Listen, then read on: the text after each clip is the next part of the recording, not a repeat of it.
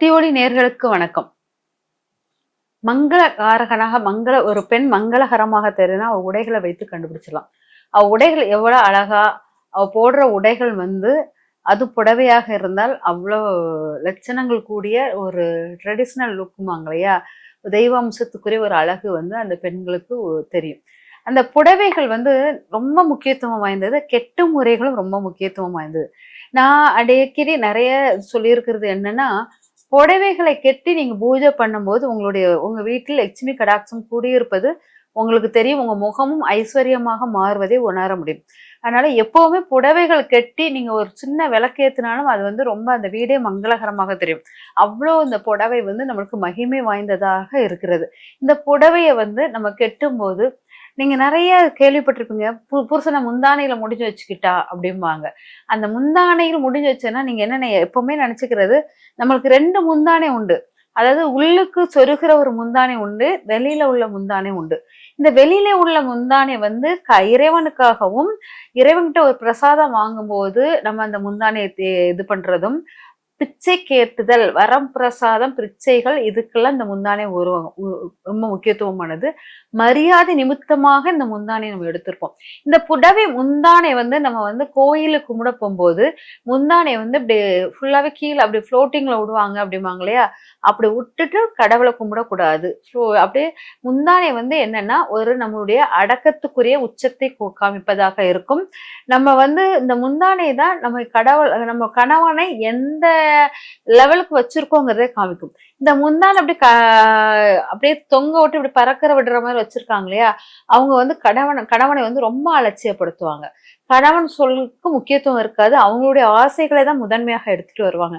அப்ப இந்த புடவையுடைய முந்தானை தொங்குற அந்த வெளிய பக்கம் தொங்குற அந்த முந்தானை நம்ம சொருகுதல் விதத்தை நம்ம ஒருத்தருடைய ஆட்டிடியூட், ஒரு பெண்ணுடைய ஆட்டிடியூட கண்டுபிடிச்சிடலாம்.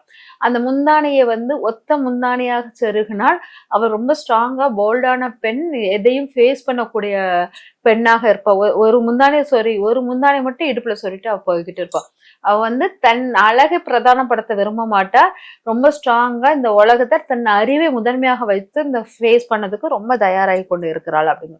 இதே இது முந்தானையை ஃபுல்லா எடுத்து மொத்தமா இப்படி சொருகுறவங்க எல்லாருக்கும் அடிபணிந்து போகும் பெண்ணாக நீங்க சொல்வதை நான் கேட்டுக்கொள்கிறேன், நீங்க என்ன சொன்னாலும் கேட்டுக்கிறேன்னு சொல்லிட்டு ஆப்போசிட்ல இருக்கிறவங்க என்ன சொல்வதையும் எடுத்துக்கிற தன்மை உடையவர்களாக இருப்பாங்க. அதனாலதான் நம்ம என்ன பண்ணுவோம்னா, இறை வழிபாடில் முந்தானை முக்கிய பங்காக இருக்குது. நம்ம எல்லாரையும் நம்ம வசப்படுத்தக்கூடியது, எல்லாருக்கும் ஆமா உள்ளேன் அப்படி சொல்ற மாதிரி இருக்கிற இடத்துக்கு இந்த முந்தானை மொத்தமாக சொருகி கொண்டு இப்படி வணக்கம் செலுத்தும் போது அந்த ஆப்போசிட்ல நிக்கிறவங்க ரொம்ப மரியாதைக்குரியவர்களாக இருக்காங்கன்னு அர்த்தம். இந்த முந்தானையை மொத்தமா அப்படி சொருவிட்டு இறைவனுக்கு பூஜை செய்தல் மிக விசேஷமானது. இந்த முந்தானையை ஒரு முந்தானையை மட்டும் சொருகுதல் கூடாது, அது ஃப்ளோட்டிங்ல விடவும் கூடாது. எல்லா முந்தானையும் அள்ளி சொருகி, அதாவது ஆண்கள் துண்டை தன் தோள்பட்டையில் போட்டிருப்பாங்க. இறைவன் கிட்ட போகும்போது அந்த துண்டை எடுத்து இடுப்புக்கு கீழே இடுப்புல கெட்டிட்டு இறைவனை கும்பிடுவாங்க. நான் உன் அடிமை ஐயா அப்படி சொல்லிட்டு இறைவனுக்கு அடிமைங்கிறத காமிக்கிற மாதிரி. இறைவனுக்கு அடிமைங்கிறத விட இறைவனுக்கு தொண்டு செய்ய பிறந்தவன் நான் அப்படிங்கிற மாதிரி அர்த்தம். அதே போலதான் பெண்கள் என்னன்னா, தன் முந்தானை, மார்பை மறைக்கும் முந்தானை அந்த இறைவனுக்கு தொண்டு செய்யற முந்தானை அப்படிங்கிறதுனால இந்த முந்தானை மொத்தமாக சொருகி, நான் உனக்கு என்ன தொண்டு செய்யறதுனாலும் காத்திருக்கேன் இறைவா, நீ என் வாழ்க்கையை விளக்கேற்று வை அப்படின்னு கேட்கிற முறையாக இருக்கும். அதனாலதான் அந்த தொங்குற முந்தானைக்கு அவ்வளவு முக்கியத்துவம் கொடுப்போம் அந்த சேலை. இதே நீங்க சுடிதாரோ மத்த நைட்டியோ போட்டாலும் அந்த முந்தானை அங்க தெரியாது. ஆனால் இதில் இந்த முந்தானை உங்க மார்பை மறைக்கும் முந்தானை ரொம்ப பவர்ஃபுல்லானது, வலிமையானது. அதனால அந்த முந்தானைக்கு அவ்வளவு முக்கியத்துவம் கொடுத்து அந்த இறைவனை வழிபடுதல் முக்கியமான ஒரு விஷயமாக இருக்கும். அதுக்கப்புறம் இந்த முந்தானை உள் முந்தானை, வெளி முந்தானை அப்படிங்க இருக்குது. வெளி முந்தானை ஆண் தத்துவத்துக்குரியதாக இருப்பது போல் உள் முந்தானை பெண் தத்துவத்துக்குரியதாக இருக்கும். அந்த உள் முந்தானையில் முடிச்சு அப்படி இறுக்கமா போட்டு அந்த இடுப்புல சொருவினால் அவ என்னன்னா புருஷனை முடிஞ்சு வச்சுக்கிட்டா அப்படிம்பாங்க. அந்த உள் முந்தானை பெண் தத்துவத்துக்குரிய அந்த முந்தானையில் ஒரு முடிச்சு போட்டுதான் நம்ம பாவாடை கயிறு சொருகணும். அது முடிச்சு போடாமல் சொருகுனா நமக்கு திருமணம் கணவன் மனைவியை வந்து மனைவி வந்து கணவனை ஒரு தன்னுள் அடக்கமாக வைத்திருந்தால் தன் பேச்சை கேட்கிற மாதிரி வைக்கணும்னா அந்த உள் முந்தானையில் ஒரு முடிச்சை போட்டு அப்படியே அவரை நினைச்ச ஒரு முடிச்சை போட்டு இடுப்புல சொருகினா இதைதான் சொல்லுவோம் முந்தானை முடிச்சு முந்தானை கணவனை முடிச்சு போட்டுக்கிட்டா. இந்த மாதிரி முடிச்சு போடும் பெண்களுக்கு செல்வ நிலை உயரும் அப்படிம்பாங்க.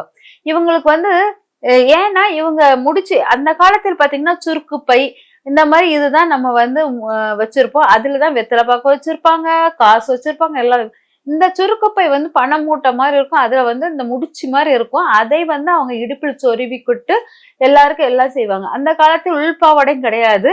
அதனால அவங்க வந்து தன் சேலையவே அப்படி கெட்டுவாங்க, சுருக்கு மாதிரி கெட்டுவாங்க. அதுவும் நம்மளுக்கு வந்து முந்தானே சுருக்குதான், முந்தானை முடிச்சுதான். அப்ப இந்த மாதிரி உள் முந்தானையை முடிச்சு போட்டு கெட்டும் பெண்கள் வந்து கணவனை வசீகரிக்கும் பெண் தெரிந்த பெண்ணாக இருப்பாள் அப்படிங்கறது அர்த்தம். இததான் முந்தானை முடிச்சு அப்படிங்கிறது. ஆனா ஒரு சேலை கட்டும் போது முள் முந்தானையை முடிச்சு போட்டு கெட்டுங்க.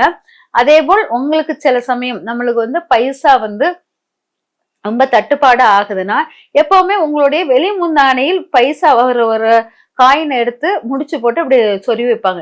உங்களுக்கு நான் சிறு வயதில் உங்களுக்கு ஞாபகம் இருந்தால் சிறு வயதில் அம்மாட்ட வந்து ஏதாச்சும் கடைக்கு போய் ஒரு 50 பைசா மிட்டாய் வாங்கணும் இல்லாட்டா 10 பைசாக்கு ஒரு மிட்டாய் வாங்கணும் அப்படி கேட்டீங்கன்னா உடனே அம்மா தன் முந்தானில இருந்து அந்த பைசாவை எடுத்து கலத்தி இந்த வச்சுக்கொண்டு கொடுத்து திரும்ப அந்த பைசா உள்ளுக்கு முடிச்சு வைப்பாங்க. இதுதான் அந்த வீட்டில் வந்து செல்வங்கள் விரயமாகாது, அதிக செலவாகாது.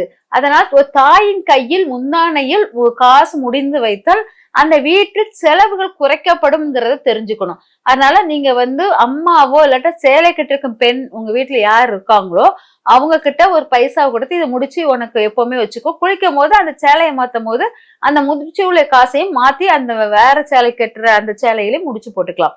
இந்த மாதிரி முந்தானையை வந்து அந்த சேலையை கெட்டும் போது ரொம்ப முக்கியமா இந்த 2 முந்தானைகளையும் கவனமாக பார்த்துக்கிட்டு நீங்க வந்து இறை வழிபாடு பண்ணுவதும் பணம் சேகரிப்புக்கும் இந்த முந்தானைகளை கெட்டுவதில் பயன்பாடு இருந்தா நீங்க வந்து நிறைய ஃபங்க்ஷன் வீட்டுக்கு போகும்போது எல்லாரும் நல்ல இப்ப அயன் பண்ண மாதிரி அந்த முந்தானையை வந்து அயன் பண்ணி அதை வந்து ஒரு பின்வர மாத்திக்குவாங்க. அந்த காலத்துல அப்படிலாம் அயன் பண்ணி எல்லாம் மாட்ட மாட்டாங்க.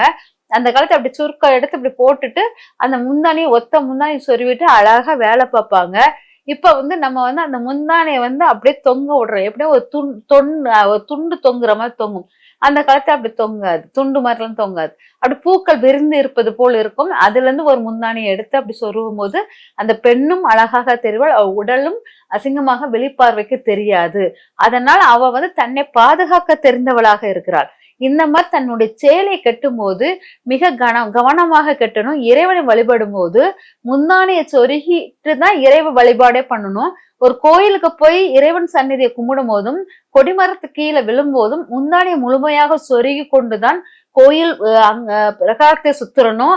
அதே மாதிரி கொடிமரத்தில் விழணும். அதனால முந்தானையை பறக்க விட்டுட்டு கொடிமரத்தை விழுவதோ இல்லாட்டா உங்க தாலி செயின் வந்து தரையில் தொடுவதோ இதெல்லாம் பண்ணக்கூடாது கொடிமரத்தில் விழும் போது. அதே சமயம் நம்ம இதுவும் அங்க அதாவது கோயில் பிரகாரத்தை சுத்தும் போதும் முந்தானையை சொருகி வச்சுட்டுதான் கும்பிடணும்.